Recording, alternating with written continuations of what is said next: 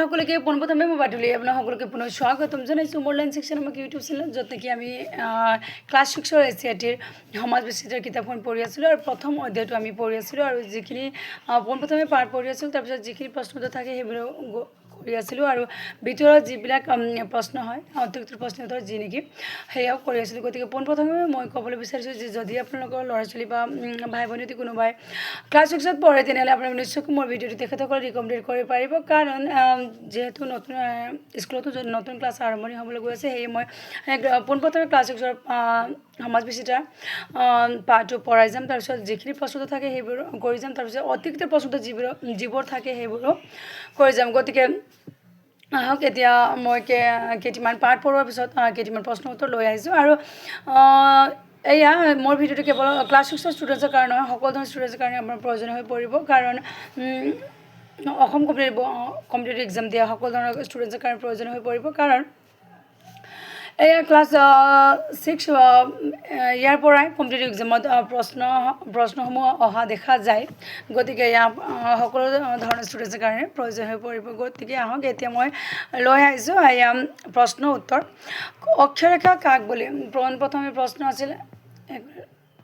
ৰ'ব আমাৰ পৃথিৱীৰ এই প্ৰশ্ন উত্তৰ আমি প্ৰথম পাঠৰ প্ৰশ্ন উত্তৰ কৰি আছিলোঁ পাঠ পঢ়ি আছিলোঁ তাৰপিছত মাজে মাজে যিখিনি প্ৰশ্ন উত্তৰ আছে সেইখিনি কৰি আছিলোঁ আৰু গতিকে তলৰ প্ৰশ্নবোৰৰ উত্তৰ দিয়া আহক প্ৰশ্নৰ মাজলৈ যাওঁ অক্ষৰেখা কাক বোলে প্ৰশ্ন হৈছে অক্ষৰেখা কাক বোলে এয়া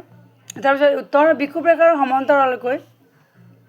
উত্তৰলৈ আৰু দক্ষিণলৈ কিছুমান বৃত্তাকাৰ ৰেখা অংকন কৰা হৈছে এই ৰেখাবোৰক অক্ষৰেখা বোলা হয় গতিকে ৰ'ব এক মিনিট অক্ষৰেখা কাক বুলি প্ৰশ্ন হ'ল অক্ষৰেখা কাক বুলি বিষুৱৰেখাৰ সমান্তৰাললৈ উত্তৰলৈ আৰু দক্ষিণলৈ কিছুমান বৃত্তাকাৰ ৰেখা অংকন কৰা হৈছে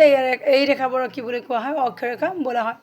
আৰু বিষুৱৰেখাৰ কৌণিক মান কিমান বিষুৱৰেখাৰ কৌণিক মান কিমান খ প্ৰশ্ন হৈছে বিষুৱৰেখাৰ কৌণিক মান কিমান বিষুৱৰেখাৰ কৌণিক মান হ'ল 0 ডিগ্ৰী এয়া আপোনাৰ ডিগ্ৰী ক্ষমা কৰি দিব এয়া আপোনালোকৰ ডিগ্ৰী ঠাইত মই কমাই দিলোঁ কিন্তু এয়া অসুবিধাৰ কাৰণে কমাই দিবলগীয়া হ'ল কিন্তু এয়া 0 ডিগ্ৰী হয় সুমেৰু আৰু কুমেৰুৰ কৌণিক মান কিমান সুমেৰুৰ কৌণিক মান হ'ল 90 ডিগ্ৰী উত্তৰ তাৰপিছত কুমেৰুৰ কৌণিক মান হ'ল 90 ডিগ্ৰী দক্ষিণ অ'কে এয়া চাওঁ সুমেৰু আৰু কুমেৰুৰ কৌণিক মান কিমান সুমেৰুৰ কৌণিক মান হ'ল আপোনালোকৰ 90 ডিগ্ৰী উত্তৰ আৰু কুমেৰুৰ কৌণিক মান হ'ল 90 ডিগ্ৰী দক্ষিণ বিষুৱৰেখাৰ বিষয়ে বৰ্ণনা কৰা বিষুৱৰেখাৰ অতি চমুকৈ এটি বিষয়ে বৰ্ণনা কৰিবলৈ দিছে গতিকে আহক চাওঁ বিষুৱৰেখাৰ কৌণিক মান হ'ল 0 ডিগ্ৰী অৰ্থাৎ 0 ডিগ্ৰী অক্ষাংশ বিষুৱৰেখাৰ কৌণিক মান হ'ল 0 ডিগ্ৰী অৰ্থাৎ 0 ডিগ্ৰী অক্ষাংশ আৰু বিষুৱৰেখাৰ আন এটা নাম হ'ল নিৰক্ষীয় ৰেখা আৰু ই হৈছে আটাইতকৈ দীঘল অক্ষৰেখা বাকী অক্ষৰেখাবোৰৰ দৈৰ্ঘ্য ক্ৰমান্বয়ে সৰু হৈ যায় গতিকে এয়া অতি চমুকৈ বিষুৱৰেখাৰ বিষয়ে বৰ্ণনা কৰিব দিছে গতিকে এইখিনি লিখিলে হ'ব আপোনালোকৰ গতিকে এইকেইটি হ'ল এতিয়া মই প্ৰশ্ন উত্তৰ গতিকে আপোনালোকে আকৌ ক'ব বিচাৰিছোঁ যে যদি আপোনালোকৰ ভাই ভনী বা ল'ৰা ছোৱালী কোনোবাই ক্লাছ 6ত পঢ়ে তেনেহ'লে আপোনালোকে নিশ্চয়কৈ তেখেতসকলক মোৰ ভিডিঅ'টো ৰিকমেণ্ড কৰিব পাৰিব আৰু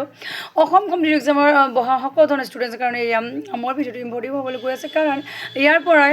কম্পিটিটিভ এক্সামত প্ৰশ্ন অহা দেখা যায় গতিকে আপোনালোকক যদি মোৰ ভিডিঅ'টো কিবা ইম্পৰ্টেণ্ট যেন লাগিছে তেনেহ'লে আপোনালোকে নিশ্চয়কৈ পোনপ্ৰথমে আপোনালোকে মোৰ চেনেলটো ছাবস্ক্ৰাইব কৰিব পাৰিব তাৰপিছত মোৰ ভিডিঅ'ত লাইক কমেণ্ট শ্বেয়াৰ কৰিব পাৰিব আৰু